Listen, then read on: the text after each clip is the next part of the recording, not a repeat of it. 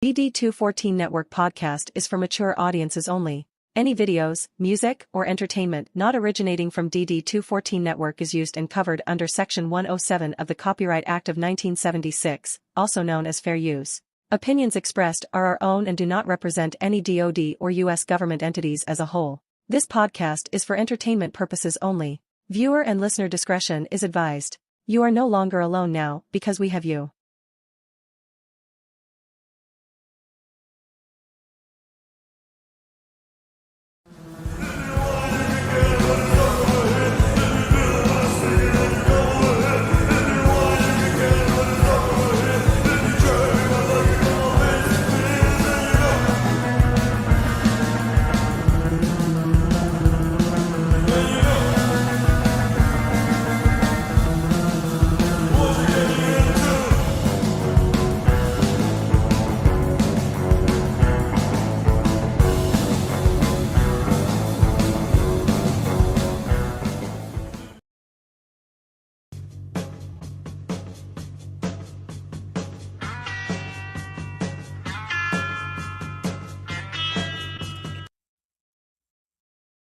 Alrighty. Well, Jesus Christ. Was that louder than normal for you too, John?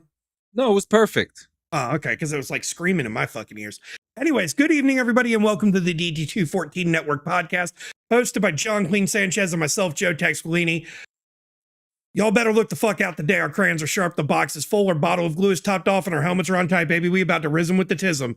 And we do have a little bit of an announcement for our audience today. Yes. Yeah, so we're gonna, we're gonna get the elephant out the room real quick, guys. So as you can see, Jay is not here with us today. And to kind of put it shortly, so he started this podcast with me 6 years ago. And there are just some times where things get overwhelming, and there are just sometimes in life where you have to focus on some things that need your attention more. And that is something that Jay needed. He needed a little time. He's got a lot of stuff happening in his life, and we love him. We can't wait for him to come back.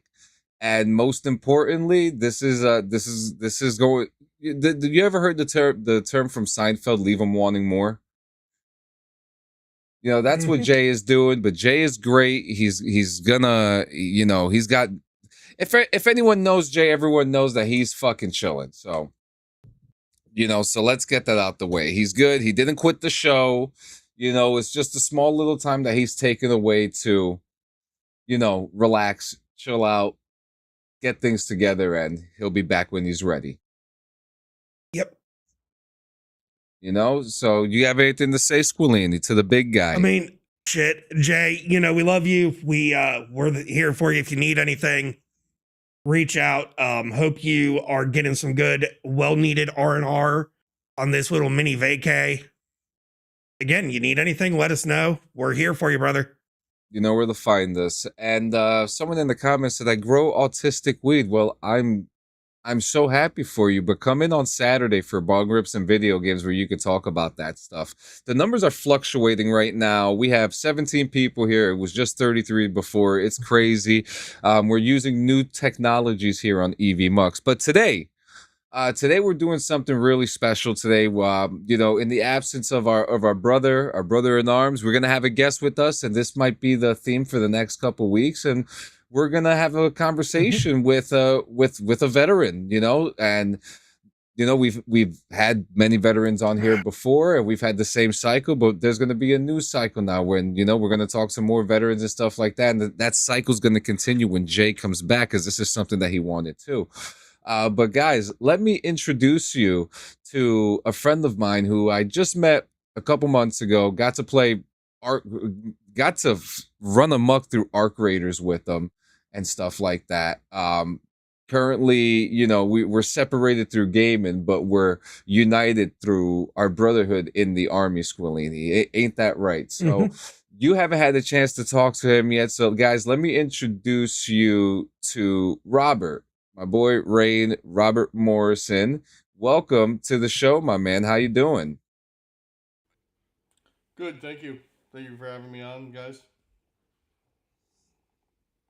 Beautiful, beautiful. But yeah, man, Squillini, why don't you take it off and start a conversation going, man? I mean, shit, I'm sure, obviously we've never met, so just a little bit about your background and about you, like what obviously John said y'all met via Arc Raiders, right? Well, we met through a friend of ours through JM, but our relationship heightened through Arc Raiders. Gotcha.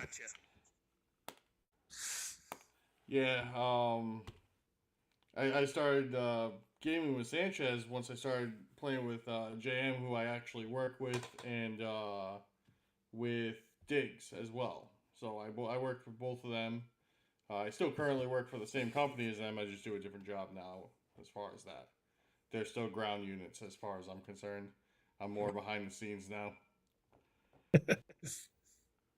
This is true. This is true because when speaking to Rob, just like, what do you do? Well, I'm on lunch break. Oh yeah, what do you do? Just playing around or something real quick. Hello, Steve Cutton. Hello, I'm hello. Sorry that we didn't get to your hello first, but we're saying hello to you now, my friend. But yeah, it's funny because like we'll be talking and stuff. Like, oh, what are you doing, Rob? Oh, I'm on lunch break. I'm gonna play around the Arc Raiders real quick. Just like, wait, what? Like, wait, you got a PlayStation Portal? Yeah, no, I'm home. Just like me and you, Squillini. Working from home. I was gonna say that sounds like a typical lunch break for me. I mean, I'll load up, something on the Switch, or I'll grab my PlayStation Portal off my desk here, play a couple rounds of a game, and then fucking right back to work. So it's always nice being behind the scenes and not being, the boots on the ground anymore. It's nice. It's nice. But let me pick your brain a little bit, Rob. I really want to pick your brain. So tell us a little bit about yourself and your military background. Right. So I was in the military for 8 years. I got out honorably. I served my 8 years. I did a couple of rotations. I left as an E5. I almost rejoined about 2 years almost after I got out, because I had that stupid, I want to be a part of this again. I thought I could do it. And when it came down to it, I decided that wasn't probably the end result I wanted to be in. Only because when I got out, I really, I had some downfalls, and they weren't great.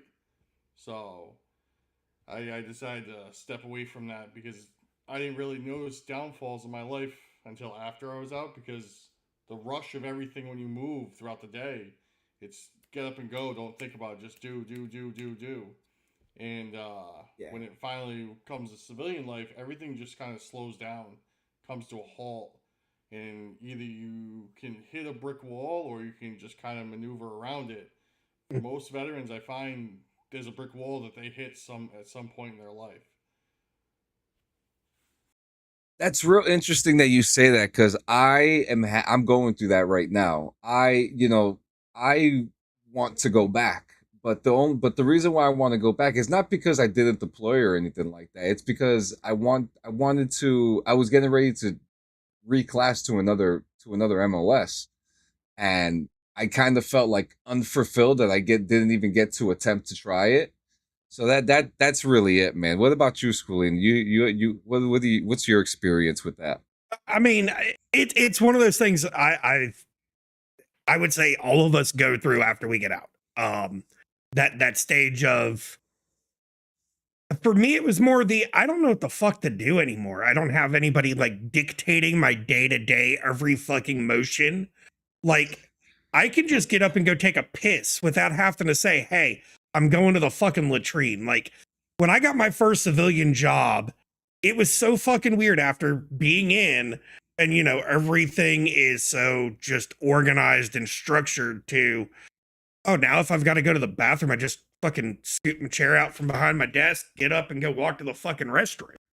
And I hit a point where I actually went to the extent of brought all my paperwork to a fucking recruiter.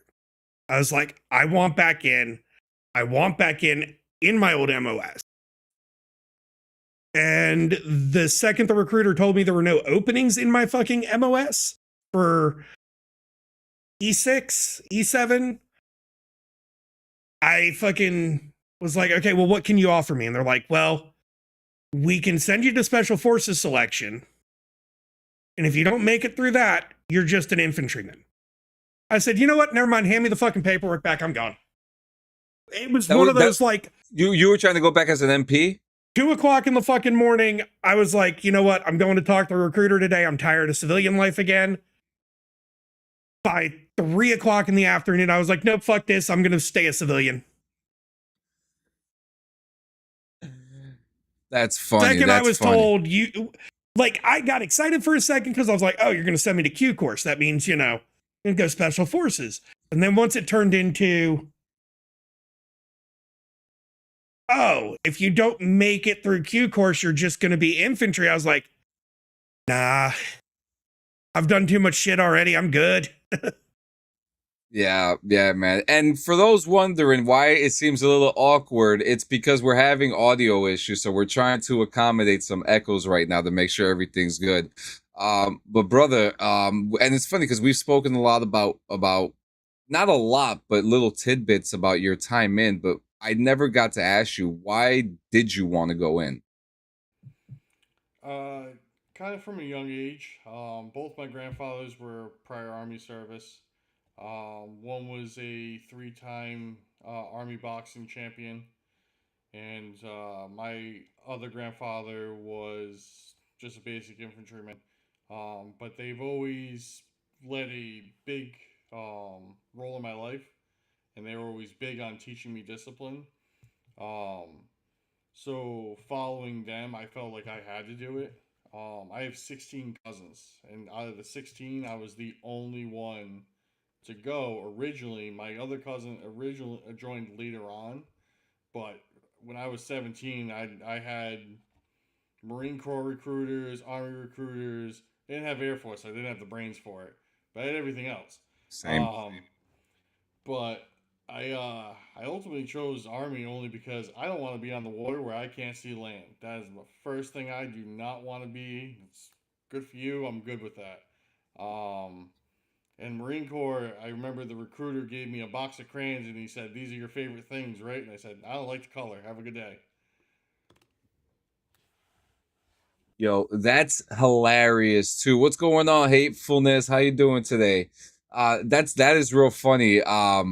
We always, it's funny too because like when you always go to the recruiter, you always get this like, it's not like a weird, it's like a weird confrontation because like it's a complete stranger that wants to either ruin your life or make it better, and it's one of the two. It's one of the two. Yeah. So, yeah, man. Did you have any like crazy culture shock when you were in? Like, what was the? Well, first, let me ask you, what did you do? So my original MOS was a 92 Fox, um, which is a fuel Fuel. specialist. So um, I stuck with that most of my career. So that's where I ended up at the end of my day. But I was in the med det unit for probably the last couple of years. Well, my first couple of years actually. Oh, that's pretty fucking cool. So you were a quartermaster. So you went to Fort Lee, did the whole quartermaster thing. Yep. And yeah, so that's pretty cool. And then you went into combat medic. Yes. That's really fucking cool. If you're allowed to say it, what who did you serve with?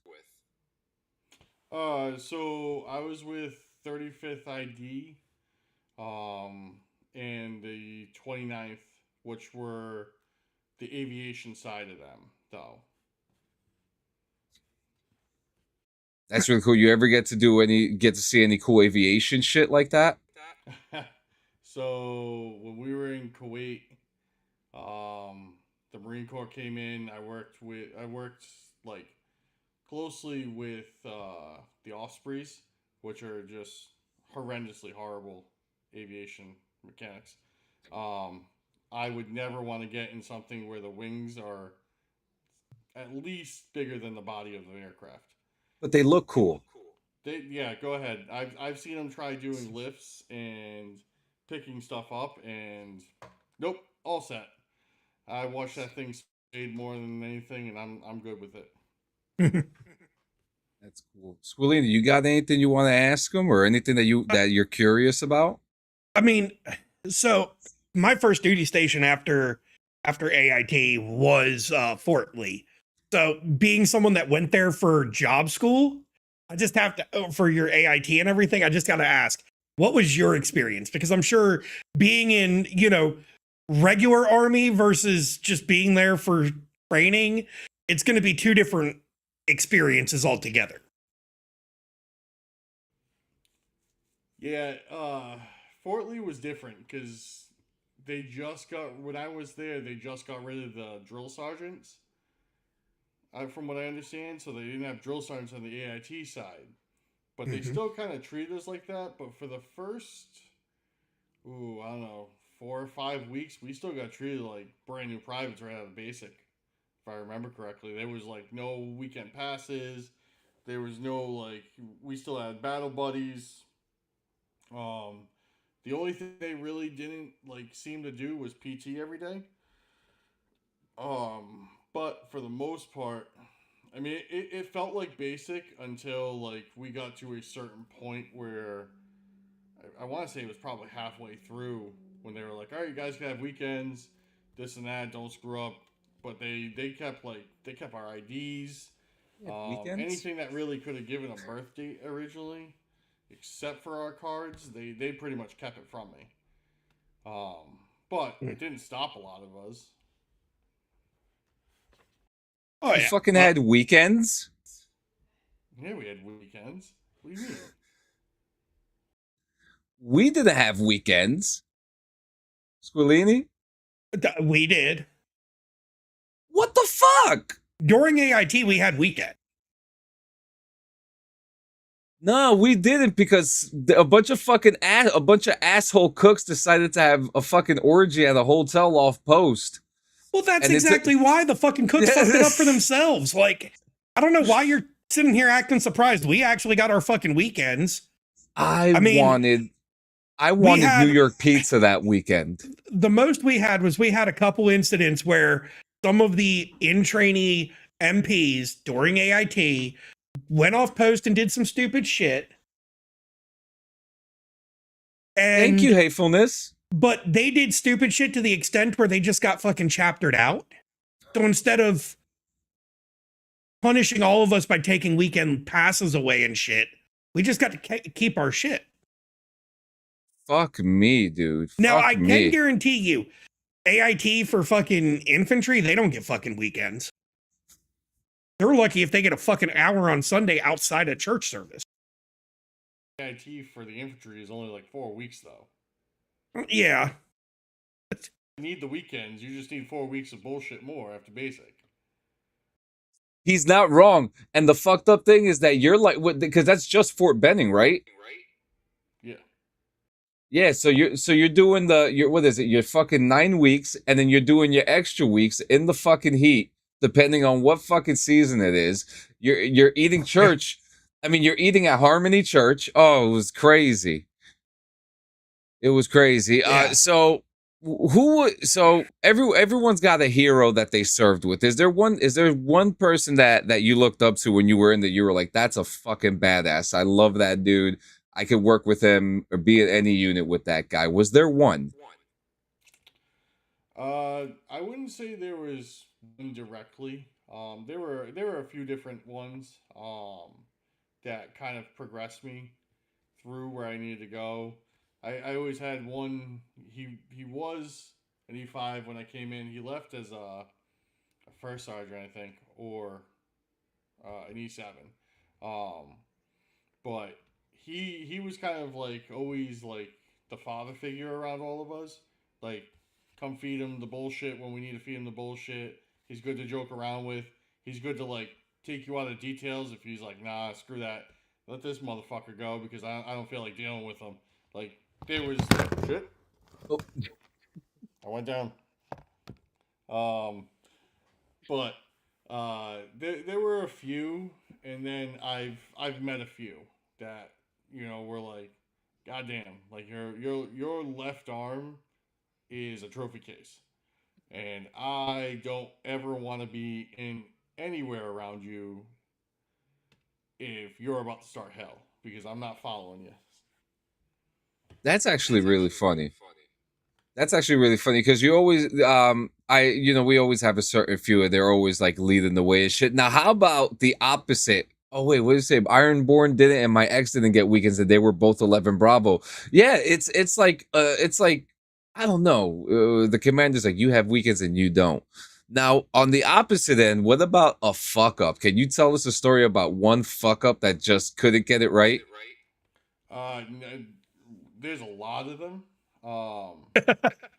But there was quite a few fuck ups when I was in. Oof. I mean, I got in a heated discussion with, I believe it was a W4 on the flight line before. He tried to tell me what to do, and I had complete control of the airfield. And I told him absolutely not. And he's like, no problem. I'm going to go talk to your boss. And I was like, he's not going to do shit either because he doesn't know what I'm doing.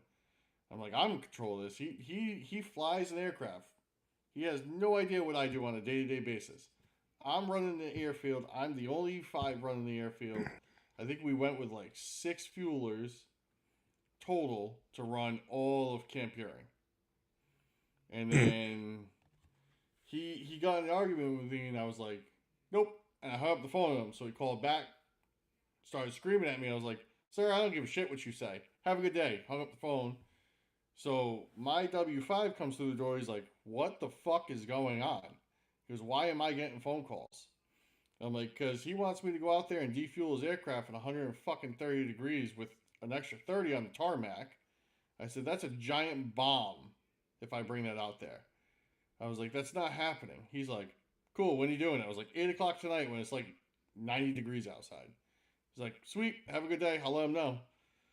And then we showed up there probably at like closer to 9-ish. And he still had an attitude. And I was like, well, you got to take the aircraft out of the hangar. I can't defuel in the hangar. So he was all up in arms because he sent the flight crew home. He sent all his tangos home.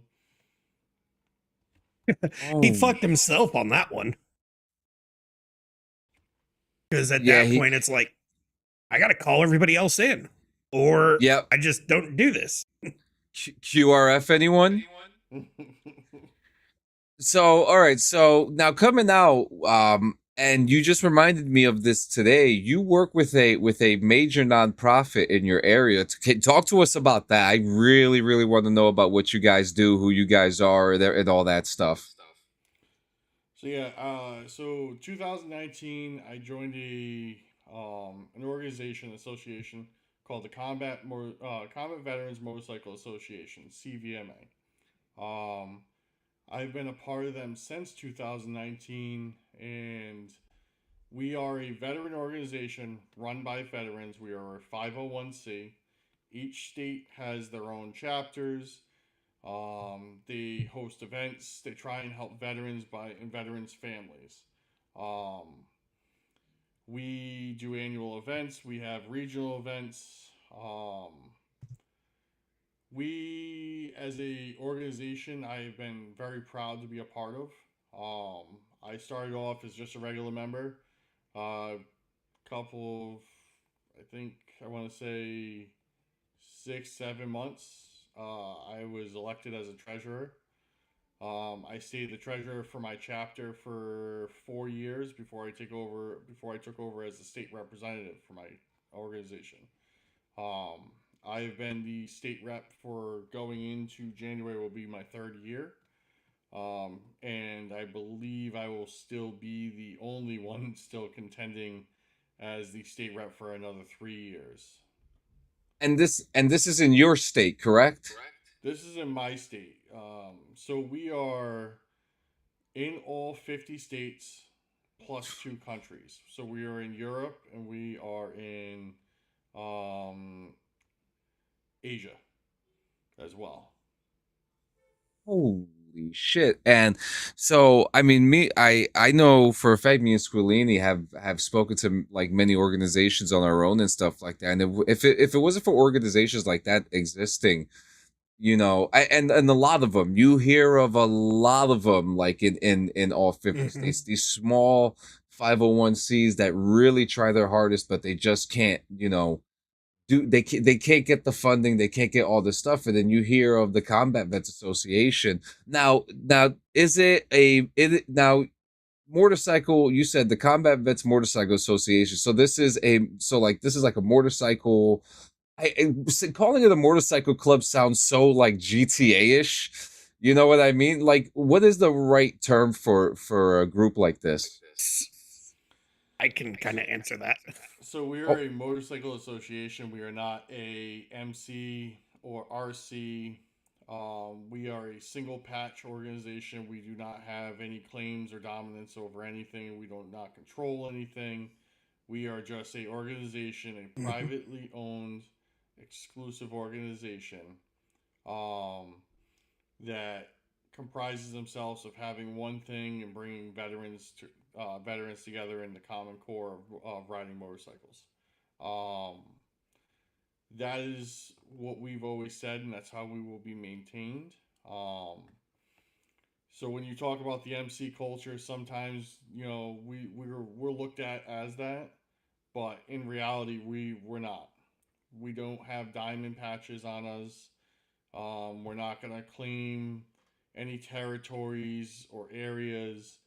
We are a neutral organization that is solely based to help veterans. I love that, and thank you for clearing it up, because I like myself. I don't, because I've never seen, in my area at least, I've never seen like a motorcycle association for veterans before. And like you telling me that it's all 50 in all 50 states, that is so like inspiring. It's just like, well, where can I go to sign up? You know what I mean? Where can I go to figure all that stuff out? What were you gonna say, Squillini? Oh, I mean, I looked it up, and while he was talking about it, and there's a chapter 15 minutes up the road from my house. Like, it's registered address and everything is 15 minutes up the road. It's like, That is now I awesome. definitely have a reason to go get another motorcycle and to have my wife yell at me not to kill myself every time I leave the house. But that's beside the point. That's really cool, man. So go ahead. Oh, well, my next question, Rob, here was, what do you ride? So I ride a 2007 Harley Davidson Ultra Classic. That is a fucking nice bike. It is extremely nice. A lot of people will see it and they'll go, "Hey, how old is that bike?" And I go, 2007. And they're like, "Holy shit." Because it is kept in well condition. I picked it up in 2009. No. Yep, 2019, because I got it when I first joined. Because before that, I was riding a 1990 Honda CBR 600 FF. That's the bike I want. Was not the greatest bike in the world for someone my size. No, not at all. So once I got into a little bit of the comfort, it was what was it? I think the Honda was only 400 pounds. This is 930 pounds or something. So I ultimately doubled the weight. I doubled almost the length because the Honda was compact and the bulkiness. So there wasn't there's still leaning involved, but there's a little bit more turning those bars than I would in a sports bike. Oh yeah. I learned on a Suzuki Boulevard, and it was Dad's. It got passed down to me. I rode it for freaking years, and then back injuries and stuff. I stopped riding because just riding started to hurt. Now with the fucking trikes out on the market, I've been trying to convince the wife to let me just go to the dealership and sign the fucking dotted line to get one of those tri-glides from Harley, just so I can ride again. So I understand spending all that money, but I mean the other hand is my one of my chapter commanders, his wife rides one of those Rikers, and those little things are badass. Those things will haul you around, and for God, what is it? A third of the money you could deck that little Riker out and have a passenger on it and be perfectly fine. I was actually getting to, I mean, I scour Marketplace all the time. And now, I mean, I could get an older, Yamaha cruiser and they sell trike conversion kits for it where I'm spending, $2,000-$3,000 used for the bike and then another 4,000 to convert it over to a trike kit. And instead of the 30,000 for these fucking tri-glides. And the only nice thing with the tri-glides is you got that whole infotainment system and, the nice outdoor speakers that are weatherproof and all that shit. And it's like, I don't need that. I got Bluetooth earbuds and I could get a fucking set up for my fucking helmet that just works. So I would agree with you to the point, like, I don't even use my speakers on my bike anymore. Solely because I'm riding with a full face helmet now, and I just have my Can't hear it. cardio in there, and it's game on at that point. And that's the way I've been for, I think right before, so about 3-4 years ago. I started to really ride with my helmet after a bad accident from another member. So I'm assuming you're in one of the states where helmets are kind of an optional. So they're optional for the rider, not the passenger. Yeah. So, like, if I got on the highway, I would always wear the helmet. But if I was, like I normally do, ride the back roads, cruise around, not really riding with my helmet. I also have a pretty bad back injury, so anything involving, like, the helmet in my neck was just killing me. Especially after a long ride, like, I would wake up and my neck would be stiff. So I ended up with a carbon fiber helmet, and it's been great ever since. So I don't mind riding with it now. I've kind of gotten used to it. I actually feel weirder without the helmet than I do with the helmet. See, maybe I would feel that way, but yeah, it all depends. Yeah. Very, very interesting. What were you going to say, Squillini? Yeah, I mean, me being someone that rode while I was in, just wearing a helmet's just first nature for me. Anytime I go to get on a bike, like I've going down the road here, like when we go to to coastal Carolinas and stuff, and we get down there and I see guys riding in fucking flip-flops and shorts with tank tops on. I'm like, the fuck are you doing? Where is your protection? You lay this thing down, you're getting skinned. Like, what the fuck? When I go to the states that have the, helmets are optional, and I see someone going down the interstate at 75, 80 miles per hour with no fucking helmet on, I'm like, why? Well, You that's just like have a death wish. well, that's me. I had to get a DOT certified helmet for my e-bike. DOT certified. Hey, It's a weird world we live in. Yeah, I do want to ask a couple questions about Combat Vets Association.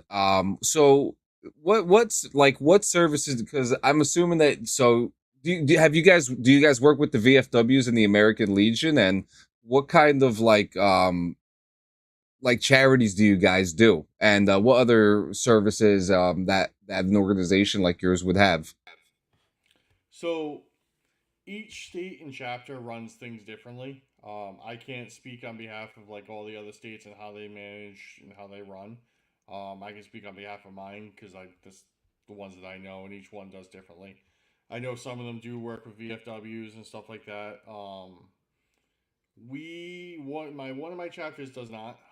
They're very much about helping the veteran directly. So when we have inquiries and we try and, like, families reach out to us or members reach out to us by, like, Facebook, Instagram, wherever they can get, a hold of us. Sometimes it's through word of mouth. That's how we usually do it. And that's how my chapter fundraises. That one chapter fundraises one ride a year. All the proceeds will be used for veterans. And they've always done it that way. My other chapter has multiple different things. They work with like Patriot Guard riders and stuff like that because I have members who are in the Patriot Guard rider as well. Excuse me. They're more about like when they receive the money, they donate to other nonprofit veterans like within our state. Um, they're very big about that. They give a lot of money each year. They host an event every year as well. Both chapters are individually run underneath their own 501. And then I just kind of oversee both of them. But it's definitely different from my point of view because I get to see the goods and bads of each sides of doing this and how they run and how I can how can I incorporate something I bring from one chapter into this other chapter. um, and I work very well with both my chapters hand in hand. And they're on a good level playing field where if one chapter asks for help, that we'll do whatever we can to help them at that point. I love that, man. And again, if it wasn't for organizations like yours, a lot of veterans would be absolutely lost. And what you do is very selfless. So I'm assuming when you guys do events, you have obviously there's a lot of people that come around. You have family members, younger people who are probably curious. You ever get to talk to them and hear any stories of them wanting to go into the services because of what you guys do or what they see on TV and things like that? Uh, Not as much. I mean, we're big on family. So like families come around, they know what we've done. We like one of my chapters, our big event. We take everyone to the cemetery, so that way you remember. So like all the members that come in from out of state, or individuals that come in, they sign up for the ride, they want to go for a ride. We throw a nice big pig roast on at the end and stuff like that. That's Um, awesome. we take them to the cemetery so that way we show them this is what we're about the veteran organization. We are veterans that will eventually be here and some people that are there that shouldn't be there right now because they still should be with us. um, Mental stability is a big portion in what brings us back to home and being able to have our other veterans with us so that way we have that feeling of unity again. I know at 3 o'clock in the morning, if I wake up, I'm having a bad day, I get right on one of my chats and be like, hey, I'm not in the mood today, like I'm not in the right headspace. I can guarantee you at least there's 3 people that will see that message, wake up, and they'll call because they're not going to do it. The alarm bells go off. That's what it's about, giving the signs. And we try to bring that home by bringing them to the cemetery as well, so that way we can pay respects to ours, we can pay respect to the befores. In that way we can, we're there to show a message, whether that's vocally or silently. That is very special. I've never heard of anyone doing that before, and that is very important. We have a Civil War cemetery up the block from me, and you see a lot of family there, and you see some kids there, and a lot of kids saluting the flags and paying their respects, and there's something really humbling about being in an area like that where our warriors that defended our country. I mean, we're going into the 250th year of this country, and all those years and all the people that we have lost and we still talk about to this day because of where we are right now as a country. It's really special. It's really special. Squillini, you got anything about that? I mean, one of the things, it's definitely, as far as like what y'all are doing, it's definitely appreciated amongst the community too. Like I see it all the time in my area. Usually in October, which I was actually gonna bring that up this episode anyways, John. In October I do there's this nonprofit for suicide prevention that I do a 5K walk for. Not a run. Yeah, that's right. I'm too big for running now. Um Haven't done it in years. I keep saying I'm gonna get back to it, and then every time a chance comes, I'm like, you know what? I'm too fucking lazy now. Fuck this shit. If you see me running, whatever is behind me is bigger and scarier than me, and you might as well run too. But you know, we have like the Freedom Riders and several of the like other motorcycle associations within the veteran community, or well, I think some of them are more motorcycle clubs than associations, to be honest with you. They come out and they do things, and there's several vet organizations out there that show up for it. I try to volunteer every year, not just, you know, going and walking for awareness and prevention, but to speak and tell my story and tell what I've been through, and seeing the young crowd kind of see what we're about, what we were there, what we did, hear the stories. It's definitely enlightening. I love it. I love it. So I got a couple more questions for you. We're gonna brighten it up a little bit. So everyone still has it. What's a military habit that you still have today? If you ask my wife, it's the on time thing. I have to be on time. When I mean I'm on time, I mean I'm fucking early. I do not do like I start like if you tell me to be there at 9, I'm there at 8:30 because Thank you. going to be there because I've already planned in my head how I'm going to do this, how long it's going to take, Mm-hmm. and if it runs into problems, how fast I can get the shit done. And unfortunately, that runs into my working issue too. But time is a masterful thing that they have installed in me, and it has never left, and I cannot beat the shit out of it to get it out of me. Yeah. It is ruthless. Because I had one drill sergeant say, if you're on time, you're late. If you're late, they're dead. And if you're early, you're on time. This I couldn't fucking agree more. And my wife asked me, why are you freaking out? Sometimes I'm like, because we're late. Because we're late. She's like, we don't have to be there for another 3 hours. I'm like, exactly. You know, like, and that's the same thing with me. I don't fuck with time. I don't fuck with time, dude. It's one of the things. So with my wife, I mean, last week we was like our 7-year like us dating anniversary. This year was our second wedding anniversary, and her family even is like, she used to always be late to fucking everything, and now we're always wherever. Like, if we make plans to meet them for dinner somewhere, I am in the lobby of that restaurant 15 to 20 minutes fucking early, and then they're 15 to 20 minutes fucking late. My daughter just had her first ever job interview a couple weeks ago. Job interview was at 5:30. I had her there sitting inside of the lobby at this restaurant, at this fast food restaurant, 15 minutes before fucking her interview. And she's like, I'm like, we got to get out the door. Come on, come on. And she's like, it's not for another 30 minutes. I'm like, no, we're going. Either you're going now to the interview or you're not going at all. Let's get a move on. Yeah. Like, it drives them fucking crazy, because I'm just always like, even on weekends when we don't have shit to do except go to the grocery store to do grocery shopping, my body wakes up at 8 o'clock every fucking day. Doesn't matter if I can allot myself time to sleep in.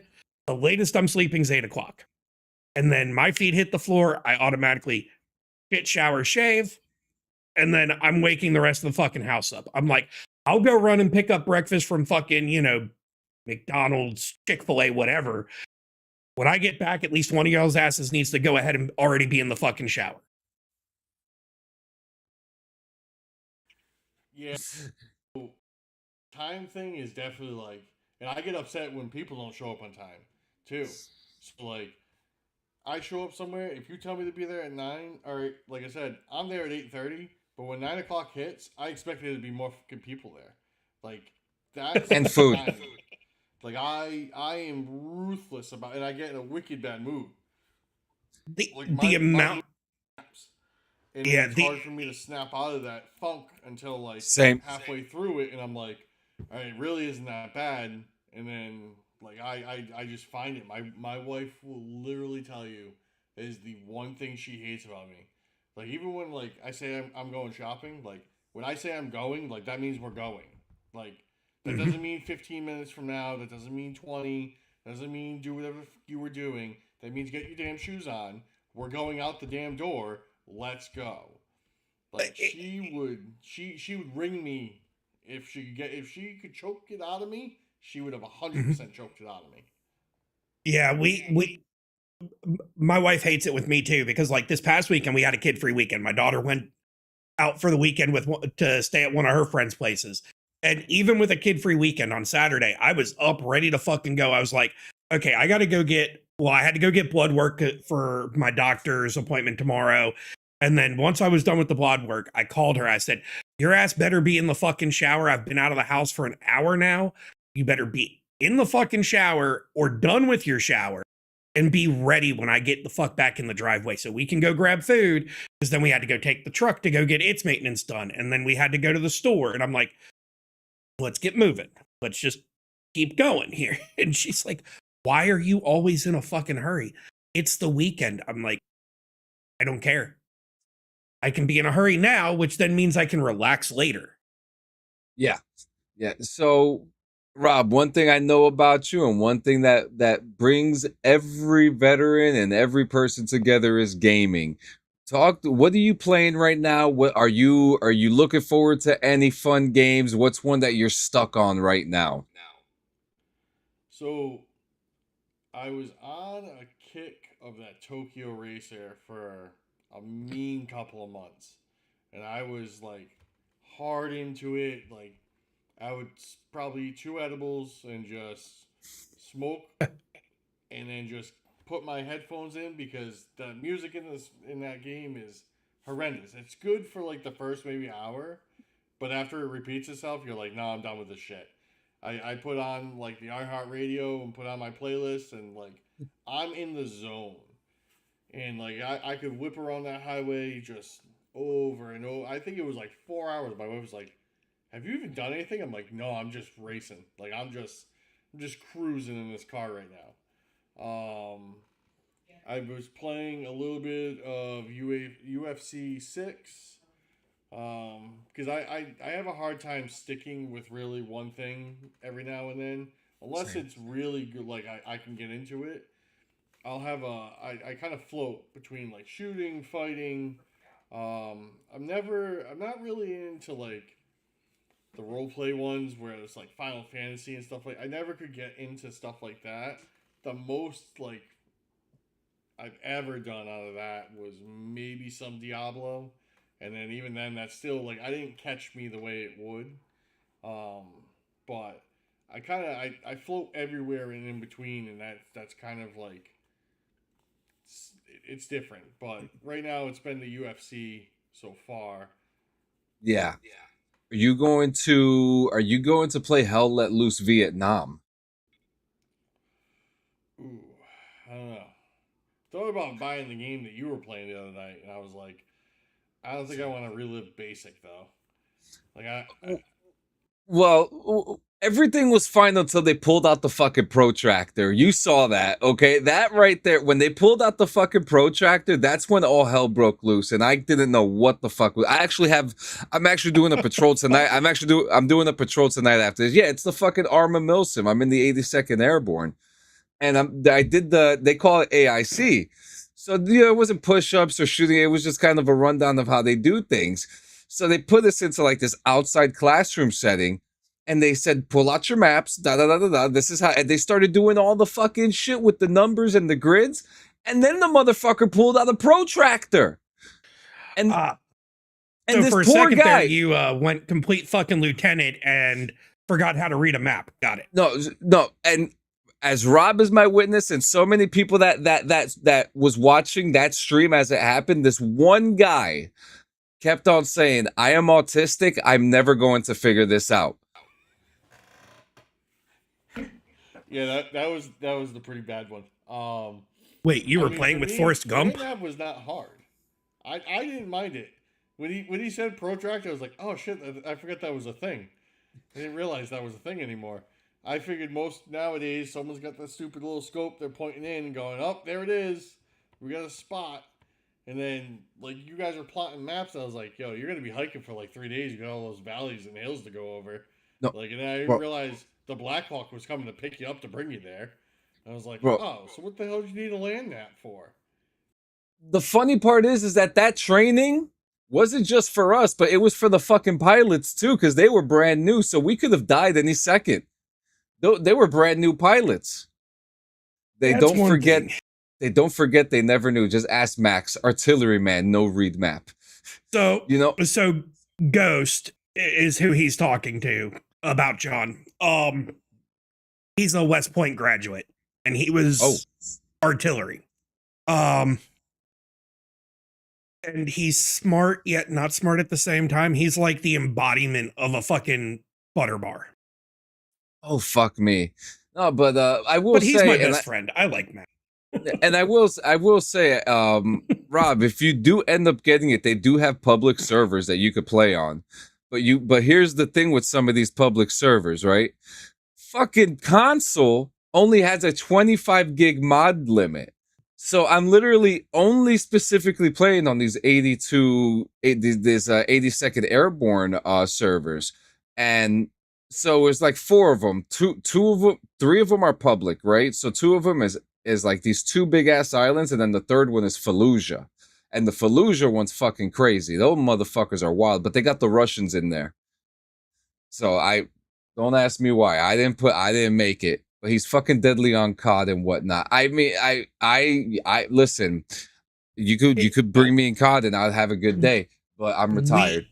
We would all, when we got finally to the point where we all decided to say fuck it to COD, we just all switched over to fucking Fortnite, and Max would just be our guy in the fucking back, like calling out directions with a fucking rifle and just headshotting these fucking 12-year-old kids. Dude's pulling recon in fucking Fortnite. He really fucking was. He would stay on the outer edge of the fucking circle for us, and we all would flank in. We'd see a team somewhere. We'd all flank in, and he's just back there, blink, blink. Except the one time I was like, nah, I can do this better, Max. And they released one of the seasons. I don't remember what it was. It was a fucking 50 caliber handgun, pretty much. It was like a sniper handgun. And I'm standing a good fucking, I mean, barely can see the dude's fucking figure, except him just hopping. Jesus I just fucking Christ. boink. And everybody was like, did you just fucking headshot that guy with a pistol? Well, he shouldn't have fucking got on my crosshairs. But yeah, to get back, if you do want to play the public service, you don't have to do boot camp. So you could just go on and play. And there's I think there's like 112 people in there right now. It's insane. A couple other rapid fire ones. All right. This is one that this one gets crazy. All right. This one gets crazy. All right. What is your favorite military movie?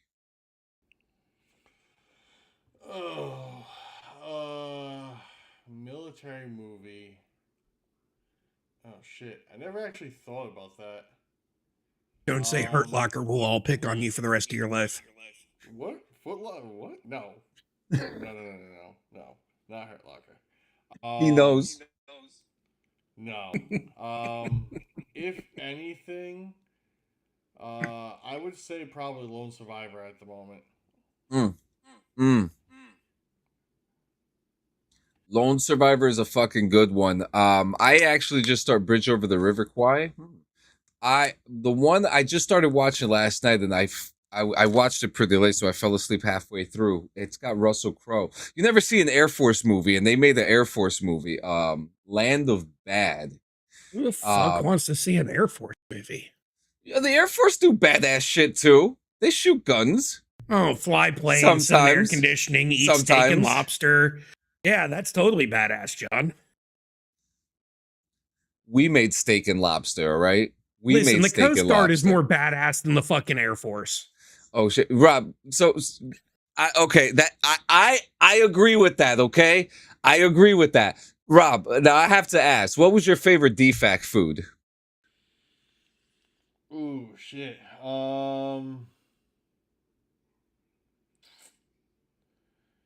I'd probably say the Mongolian beef.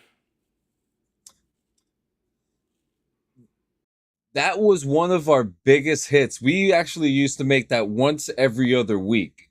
And it would go, we would have to make like 6 pans of it because Kelly Hill had, I think, like 3,000 soldiers on work times or something like that. 4,000. It was 4,000, and it got dropped down to 1,000 during the restructuring. But yeah, that was there was that. There was the pepper steak we used to make too. The pepper steak was okay. The strip New York pepper steak. And stuff like that. Now, were you a coffee or an energy drink kind of guy? So I would probably say both because I would have a coffee, then an energy drink, followed by a dip and a cigarette. Holy My man. My motherfucking man. Coffee with like an omelet or like eggs, bacon, sausage, and probably some cereal, and probably pack a lip. Walk out, drink an energy drink. Was never really Monster. Wasn't a Monster fan. Was it the Rip It? I loved a good Rip It. Loved good Ribbits. Rip it, sir. Rip it, sir. Yes. You fix my AC, I give you a case of Rippets. Yes, sir. And then that's how it worked over there. At the time, smoking Camel Turkish Royals. Oh. So I'd pop a Camel Turkish Royal in while I would have a dip in while drinking energy. So I was cracking out of my mind as much as possible. Holy shit, that's like being on drugs without the actual drugs. Holy shit. You underestimate the amount of shit we did to our bodies to stay alive and awake when we were in country. Like, I mean, my liver's the true the MVP of any story that involves me right now. Like, that's just the fucking case. I mean, shit, I'm still slow sipping my fucking energy drink. This is my 3rd one today. Fucking Welch's grape? Yeah. They also do a cran grape. I can't do energy drinks. You remember what happened last time I drank an energy drink on the show? Rob, I literally almost had a heart attack on the show. He about had a heart attack, and then as he's having a mini stroke live on the air, I fucking dry scoop like fucking 600 milligrams of fucking caffeine powder and then chug a beer down like it's a fucking Tuesday. Now I got another one for you. How many times did you have to go back to CIF to return your shit? One and done, baby. One and done. First time go? No problem, especially when it came to my weapon either. That's pure fucking luck. I got turned away because my fucking helmet was dirty, but it was my spare helmet that was still in the fucking plastic wrap.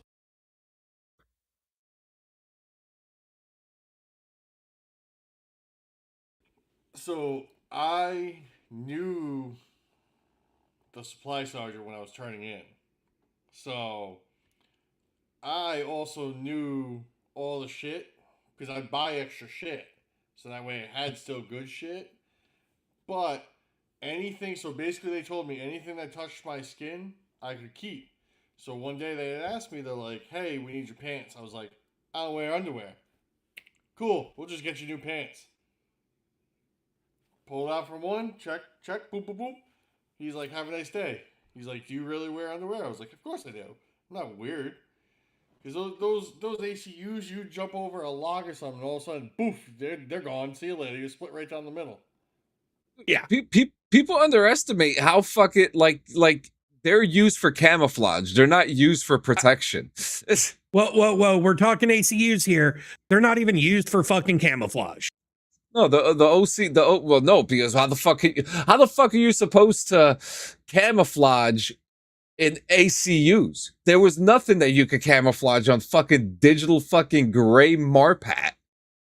You could when it came to like your grandma's couch or something. I've seen plenty of fucking pictures for that example, you know. Yeah, that's Old why I dude's was home glad. visiting family, laying on the fucking family heirloom couch. That's the exact same fucking pattern as the ACUs, but the couch came out in the fucking 50s. Oh, he dropped again. No, like I remember the last like 2 months that I was in, the OCPs were finally, coming in. So I got a couple OCPs and they were looking at me like, well, why'd you get those? Why the fuck not? Are they part of 670-1? Yes. Okay. Well, fantastic then. Unless the commander says anything, okay, we're good to go. I'm kind of fucking pissed off that I got out before the fucking pink and tans fucking came out. The new fucking dress uniform. The new dress uniforms, yeah, because you were in for the greens, weren't you, Rob? Whoa, hang on. Hang on a second. There is a crazy. Do you hear that, Rob? Hang on a second. Oh my God. Activate my tinnitus. Jesus fucking Christ, John. I'm sorry. Talk, Rob? I don't know. All right, I think we're good. Talk, Rob? Oh, wait, hang on. I wasn't. Nope. Oh my fucking God, what the fuck is that? Oh, man. Can you not hear me no more? No, we hear you. We're good. Holy shit. Okay. That was crazy. Yeah. Sorry about that, guys. We don't know what that was. Evie Mux is being weird. Now, yeah, so sorry. Oh my God. Punched my fucking monitor for a second. Like, I didn't know what to do. Well, you got fucking earbuds. I got these comfy things. I have you in a fucking headphone that hurt. All right, so this is what I'm going to do. You know what? To make it better, I will send you guys t-shirts. I work for the fucking show and I haven't even gotten a t-shirt. What kind of bullshit is that? I got you, Squillini. Yeah, oh my God. So, okay, so couple left. Okay.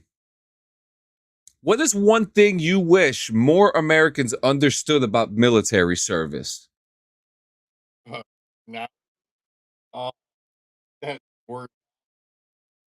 Wait, hang on.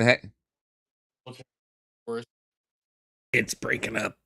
Yeah, it's breaking up. Hang on a second.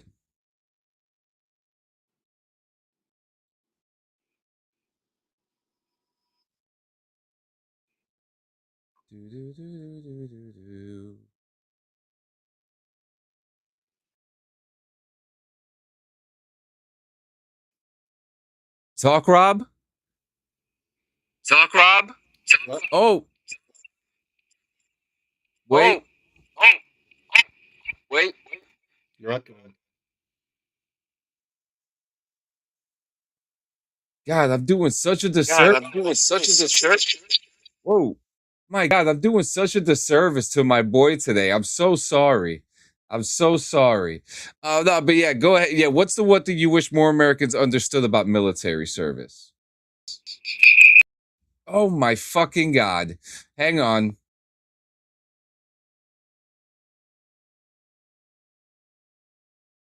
That was when we need the technical issues, fucking oh my music God. and shit. No, I don't know what's going. I have no idea what's going on right now. Hang on.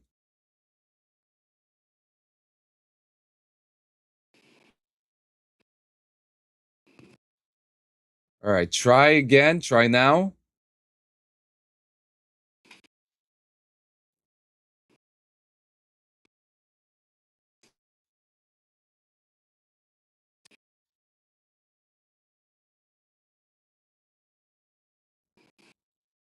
Okay, so I know we're having.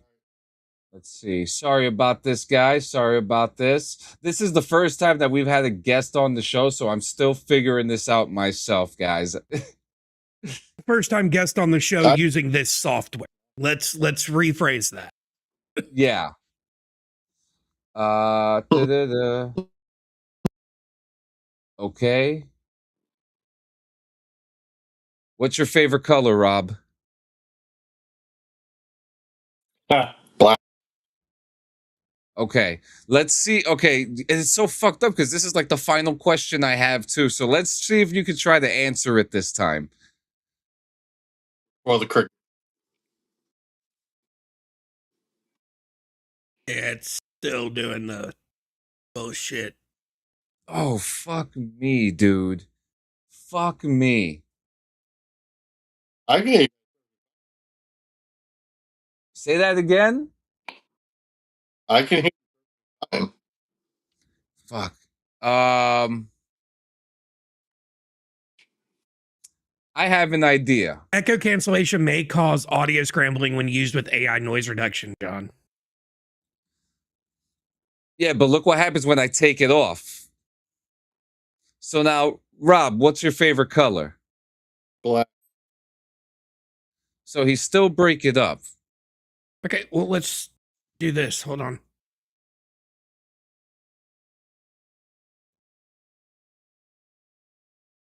What's your favorite color, Rob? Yeah.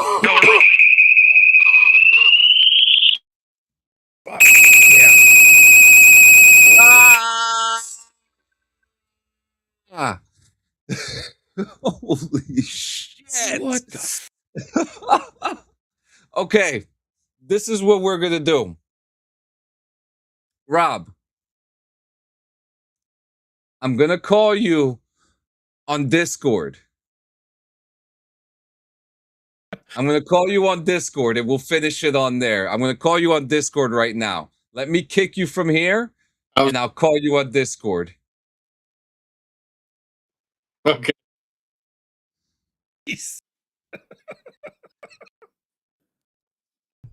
Oh, dude, I feel horrible. I feel absolutely horrible. I this is why we need a backup, man. Yeah, I don't know what happened. So let's see. Yo, oh. Can you hear me good here? All right. So now the next thing I'm going to do.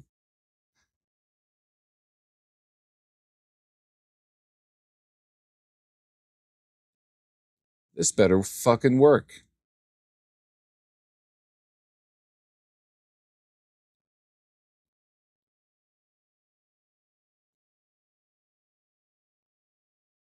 Okay. Yep, I'm still here. Okay. Let's see if this works. Rob, Rob, talk for a second. Can you hear him, Squillini? No. Okay, so we're going to do this the old school way.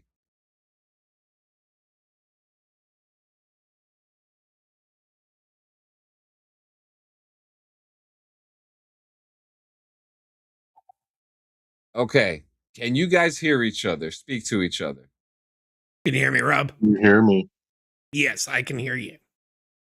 Okay. Yes, I can hear you as well. So Awesome. holy shit. So, and Evie Mux is doing this fucking weird fucking thing now. Okay, so that last question that I had for you, okay? And it is what's the one thing you wish more Americans understood about military service? That there's a lot more to it than just the sight of what movies and you see like around town. There's a lot more work into a lot of things. I think a lot of people don't understand.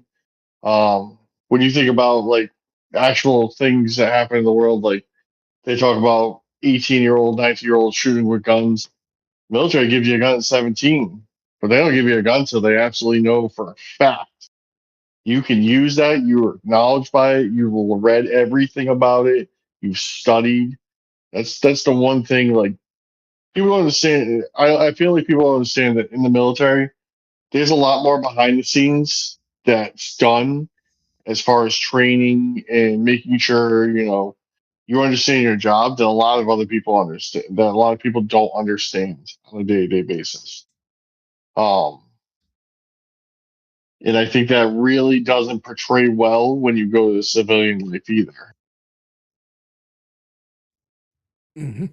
That's very good, man. I love that. That is, and it's true because there is like this misconception that like when you just see what you see, you know what I mean, and you're just like, oh, that's cool. Like I met this one guy who joined the army because of the commercials, and um, I mean, he didn't stay in the military long. He became an ambassador for some country, but you know, when you hear these stories, you're just like, well, you know, why did you join? Oh, because of the commercials. Oh, because I want to shoot a gun.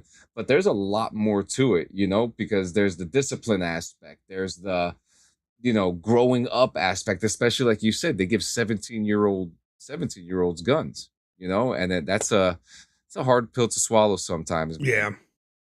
But Yeah. Ironborn says we are not the enemy of the American people. We are not the enemy of the American people on a daily basis. Correct. So Rob, I really do appreciate you coming on the show, man. Thank you so much. I'm sorry that the audio was all fucked up, but we were able to fix it in the end, and I'm glad that you came in very last minute. I really appreciate you. Honestly, thank you for your service. Thank you for what you've done. Thank you for what you do now for veterans. You know, there's it takes a lot to be as selfless as you are and the people that you work with, man. Yep.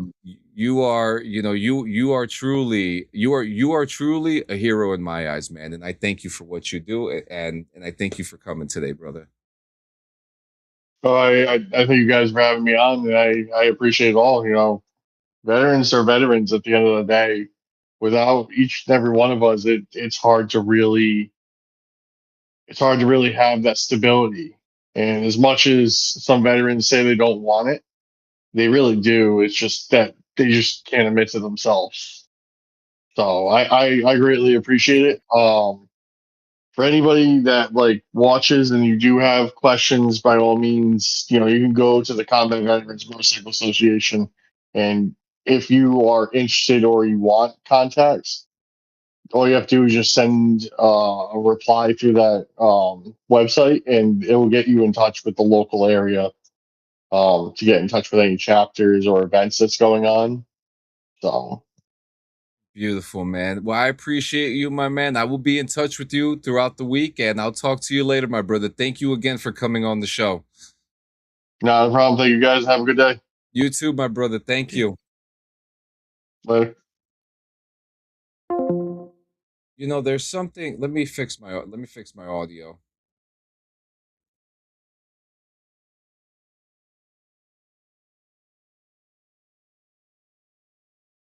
Ironborn, he's in the Northeast. He's in the Northeast. Like what org? Oh, Combat Veteran Motorcycle Association. Yeah. Learned a lot today. That was very interesting. Because I speak to him all the time. You know what I mean? And I never really got to pick his brain about this stuff. So it was really cool. And I know that today's pace was different. You know, this was kind of like a last minute thing on my end. And Squillini, I apologize for the Russians and stuff like that. But we're gonna be more settled in next week. We'll probably have another guest and stuff like that, but we'll have more of a format. That was a really good conversation. You know, despite the audio, we were able to get a lot out of him. We shared a lot. We got to learn about the organization, what he did as a combat medic. And here, we don't want to dive too much of the stuff that would make someone tick either. So, the cream on the top is usually the best parts that you hear, so coming towards the end, Squillini, I just wanted to say I appreciate you sticking by with me. For those who missed our announcement earlier, Jay's going to be taking a small break.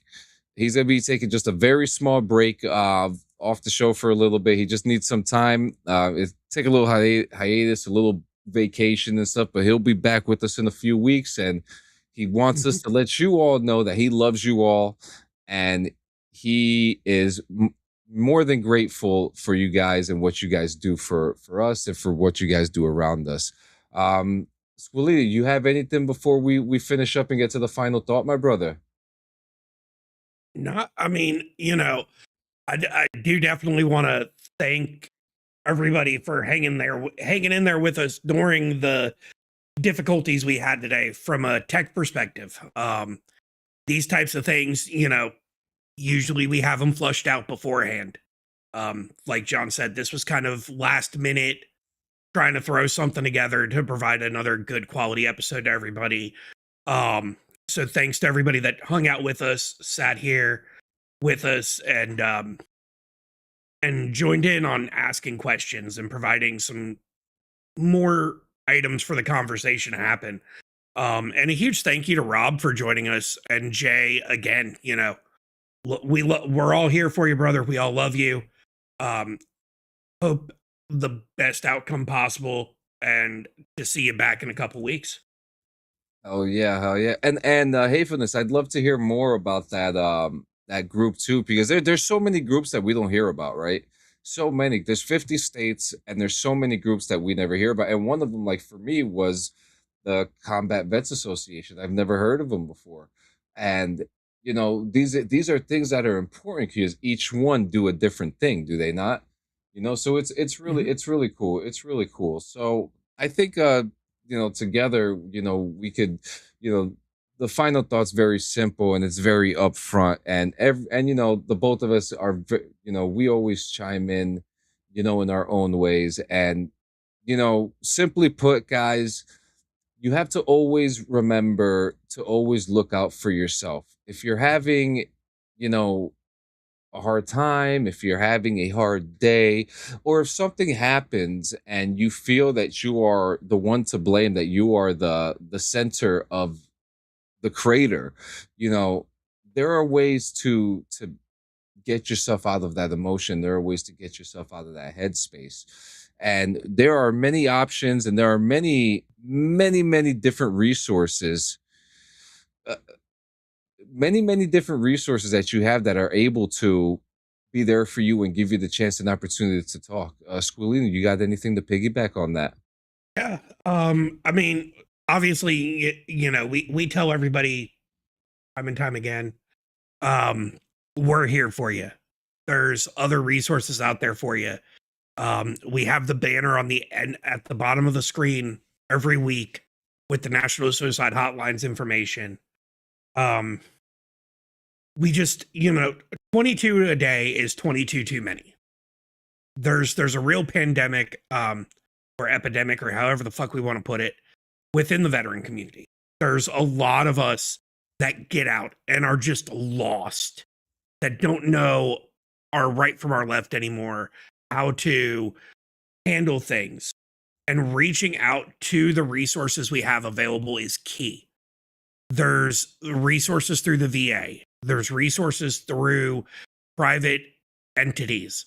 You've got family, friends, loved ones, your brothers and sisters that you served with. Just use all means necessary. Reach out. Make sure to talk it out. Don't do anything rash. I'm a big one. I've got anger issues from, my PTSD, my TBI, all of my combat related issues. And I at times, I get angry. It happens. I'm pretty sure most of us do. And it's just making sure to have a space to calm down and then get back to the situation, deal with it head on, and not making a rash decision in that anger, in that moment. That's right. And guys, you exactly know where you can go to, who you can call today. 988. You could literally call 988 or 1-800-273-8255. 1-800-273-TALK. There's people out there waiting for your story today. And it's time to get out that cloud, guys. And now for the coming week, you got tons of podcasts all week. We'll be back next week at 7 p.m. for DD214 Network. Iron Board, go ahead, talk to Squillini. Let's lock it in. I'd love up, Iron. Any veterans who are interested, let's pick your brains. Let's talk. Let's and then this will be a nice little format when Jay comes back, to have conversations with you guys and stuff like that.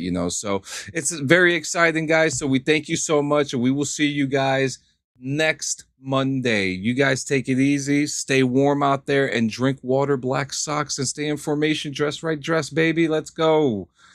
Ugh. Oh.